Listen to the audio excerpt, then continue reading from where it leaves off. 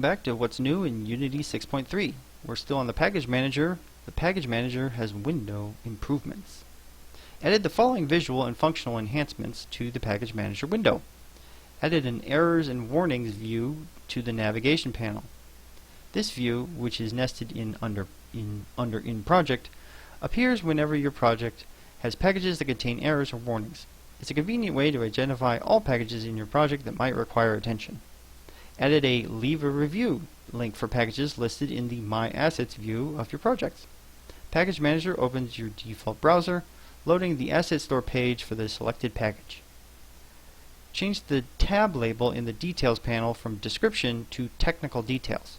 Also move the technical name of the package into this tab and clearly labeled it, to clearly distinguish it from the display name.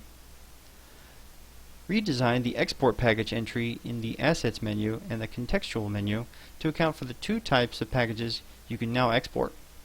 The single entry is replaced with Export as Asset Package and Export as UPM Package.